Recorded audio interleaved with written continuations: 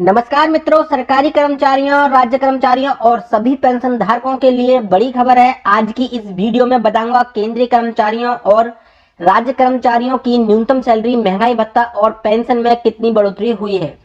ये मैं पूरे प्रूफ के साथ दिखाने वाला हूं। साथ ही आप जानेंगे और भी महत्वपूर्ण जानकारी। तो इस वीडियो को बिना भगाए देखते रहिए और हमारे चैनल को सब्सक्राइब कर लीजिए और बेल आइकन को प्रेस कर दीजिए ताकि हमारे हर नए वीडियो के नोटिफिकेशन आपको मिले सबसे पहले। और वीडियो को लाइक शेयर कर दीजिए। आपके द्वारा वीडियो को लाइक शेयर करना ही हमारी मेहनत का फल होता है।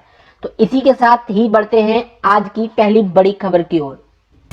पेंशन में 20% तक की कटौती की अफवाह पर सरकार की सफाई। जाने वित्त मंत्रालय ने क्या कहा। वित्त मंत्रालय ने रविवार को स्पष्ट किया है कि केंद्र सरकार की ओर से सेवानिवृत्त कर्मचारियों को दी जाने वाली पेंशन किसी तरह की कटौती नहीं की गई है और संकट के चलते पेंशन में 20% तक की कटौती से जुड़ी अफवाहों को खारिज करते हुए सरकार की ओर से यह स्पष्टीकरण दिया गया है। दरअसल ट्विटर पर एक यूजर ने पूछा था कि सोशल मीडिया और टीवी चैनलों पर उसने केंद्र सरकार की ओर से कथित तौर पर जारी एक सर्कुलर देखा है जिसमें पेंशन में 20% की कटौती की बात कही गई है। इसी को लेकर वित्त मंत्रालय ने इस ट्वीट का जवाब देते हुए स्पष्ट किया है कि यह झूठी खबर है और सरकार की ओर से दी जाने वाली पेंशन और वेतन पर कोई फर्क नहीं पड़ेगा। वित्त मंत्रालय ने ट्वीट कर कहा है कि इस तरह की खबरें आ रही हैं कि केंद्र सरकार की पेंशन में 20% की कटौती की योजना है और यह खबर फर्जी है और पेंशन वितरण में कटौती की कोई योजना नहीं है और यह स्पष्ट किया जाता है कि सरकार के कैश मैनेजमेंट से जुड़ा दिशा निर्देश की वजह से वेतन और पेंशन पर असर नहीं पड़ेगा। तो चलिए दोस्तों, अगली बड़ी खबर की बात करते हैं। लॉकडाउन को लेकर बहुत ही बड़ी खबर आ चुकी है। कई कामों में आज से मिलेगी छूट। ये सेवाएं भी अब भी रहेंगी बंद। जी हाँ, कुछ सेवाएं शुरू कर दी गई हैं जो कि जानना आपके लिए जरूरी है। सरकार ने अर्थव्यवस्था को पटरी पर लाने के लिए 20 अप्रैल से कुछ उद्योगों को शर्तों के साथ लॉकडाउन से राहत देने का ऐलान किया है और देश के सभी जिलों को 3 श्रेणियों में बांटा गया है। हॉटस्पॉट जोन में कोई गतिविधि शुरू नहीं होगी और वहीं नॉन हॉटस्पॉट जोनों और ग्रीन जोन में आज 20 अप्रैल से इकोनॉमिक एक्टिविटी शुरू कर दी जाएगी और इसको लेकर 17 अप्रैल को केंद्र सरकार ने गाइडलाइन जारी की हैं और सरकार के इस ऐलान के बाद कई सेक्टर्स में एक बार फिर से काम शुरू हो सकेगा। देश की कुल जीडीपी में 34.64% योगदान एग्रीकल्चर सेक्टर का है। तो ऐसे में सरकार की ओर से कृषि और उससे जुड़े उद्योगों को बड़े पैमाने पर लॉकडाउन से राहत देने का ऐलान किया गया। इन उद्योगों में food processing industry, cold storage, warehouse service, मछलियों का खाना प्रोसेसिंग और पैकेजिंग और मार्केटिंग, कमर्शियल एक्वेरियम और मत्स्य उत्पाद, फिश सीड, चाय, कॉफी, रबर, काजू की प्रोसेसिंग, पैकेजिंग और दूध का कलेक्शन और प्रोसेसिंग, मक्का की फेन्यू यानी कि मैन्युफैक्चरिंग और डिस्ट्रीब्यूशन का काम शुरू हो सकेगा। यानी कि ये काम आज से शुरू हो गए हैं। लॉकडाउन में खेती और उससे जुड़ी सेवाओं के शुरू होने से बड़ी संख्या में लोगों को काम मिलेगा क्योंकि आधी से ज्यादा आबादी खेती पर निर्भर करती है और मौजूदा समय में सरकार रबी फसल की खरीदारी कर रही है। इससे किसानों के पास पैसा आएगा तो खरीदारी बढ़ेगी जो पूरी अर्थव्यवस्था के लिए बेहतर होगी। हालांकि किसानों को हुए नुकसान की भरपाई का कोई रास्ता नजर नहीं आ रहा है और इसी के साथ सरकार ने डेटा, कॉल सेंटर और आईटी ऑफिस खोलने के लिए मंजूरी दे दी है और साथ ही electrician, plumber, motor mechanic, carpenter, courier और डीटीएच और केबल सेवा देने वाले कर्मी भी अपनी सेवाएं शुरू कर पाएंगे। जरूरी सामान बनाने वाली इंडस्ट्री जैसे कि चिकित्सा उपकरण, आईटी हार्डवेयर, खनन, जूट उद्योग से जुड़ी कंपनियों भी उत्पादन शुरू कर सकती हैं और रिपोर्ट्स के मुताबिक जीडीपी में इनका योगदान 16% है और रियल एस्टेट सेक्टर को लेकर भी सरकार ने राहत दे दी है। रियल एस्टेट प्रोजेक्ट और सभी इंडस्ट्रियल प्रोजेक्ट में कंस्ट्रक्शन शुरू करने की मंजूरी मिल गई है।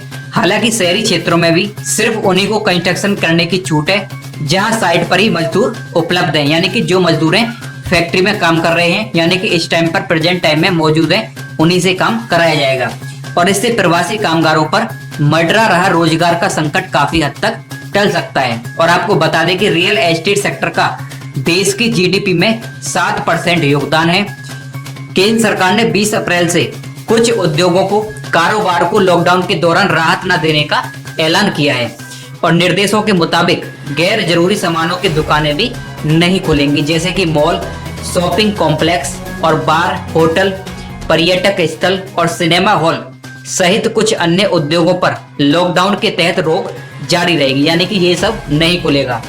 गृह मंत्रालय ने लॉकडाउन से जुड़े अपने दिशा निर्देशों में रविवार को संशोधन किया है और गृह मंत्रालय की ओर से स्पष्ट किया गया है कि लॉकडाउन के दौरान कंपनियां गैर आवश्यक वस्तुओं की बिक्री नहीं कर पाएंगी।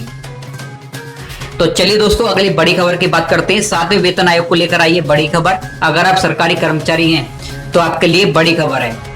नरेंद्र मोदी सरकार ने सीसीएस पेंशन नियम 1972 की कवरेज प्राप्त करने के लिए केंद्र सरकार ने कर्मचारियों को राष्ट्रीय पेंशन प्रणाली यानी कि एनपीएस से वन टाइम स्विच विकल्प का उपयोग करने की अनुमति देने का निर्णय लिया है और स्विच विकल्प का लाभ उन केंद्रीय सरकारी कर्मचारियों को मिलेगा जिनके चयन को 1 जनवरी 2004 से पहले अंतिम रूप दिया गया था, पर उन्होंने निर्धारित तिथि के बाद ज्वाइन किया था।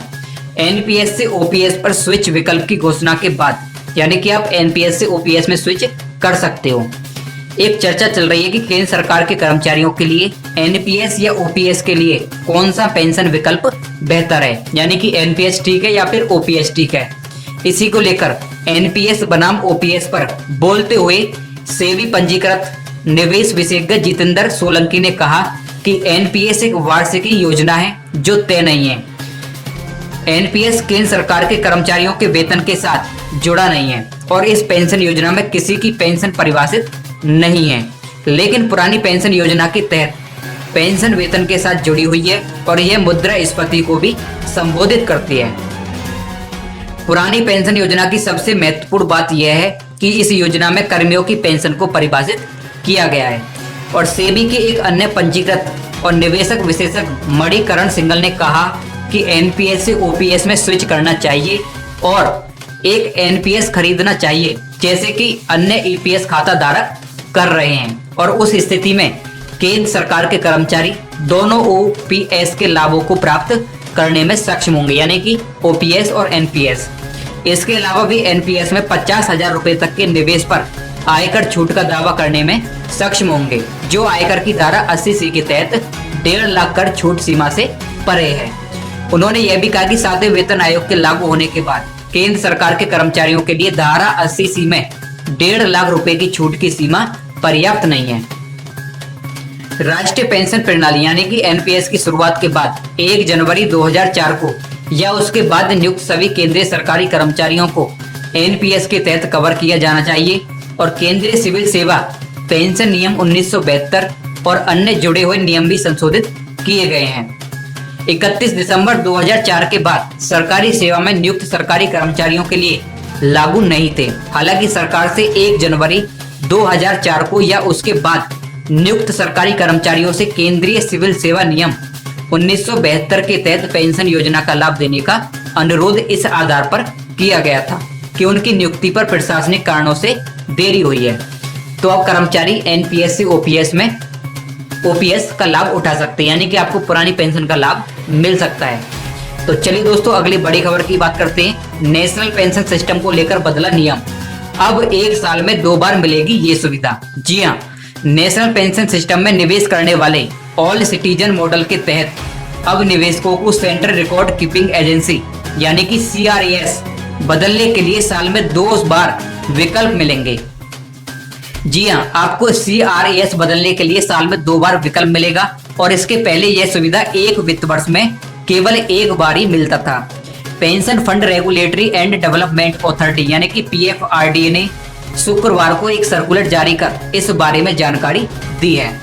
PFRDA ने 17 अप्रैल 2020 को जारी एक सर्कुलर में कहा कि यह फैसला लिया गया है कि ऑल सिटीजन मॉडल के तहत आने वाले निवेशक अब तक 1 वित्त वर्ष में 1 बार ही जगह 2 बार CRAS बदल सकते हैं, यानी कि चुन सकते हो आप 2 बार। इसके अलावा जो सब्सक्राइबर नियोक्ता या कर्मचारी संबंध के दायरे में आते हैं वो 2 से अधिक बार CRAS बदल सकते हैं और ये नियोक्ता पर निर्भर करेगा कि वो CRAS बदलना चाहता है या नहीं बदलना चाहता है। इस सर्कुलर में आगे कहा गया है कि जिन सब्सक्राइबर्स ने एक वित्त वर्ष में पहले ही 2 CRAS चुन लिया है, उन्हें 2 बार से अधिक बार CRAS बदल सकते हैं और यह इस बात पर निर्भर करता है कि उनकी नियुक्ति सरकारी या कॉर्पोरेटिव मॉडल के अंतर्गत आते हैं। और इसी प्रकार अगर कोई सब्सक्राइबर अपने नियोक्ता के जरिए NPS मेंबर बना है तो वह भी एक वित्त वर्ष में 2 से अधिक बार अपना CRAS बदल सकते हैं।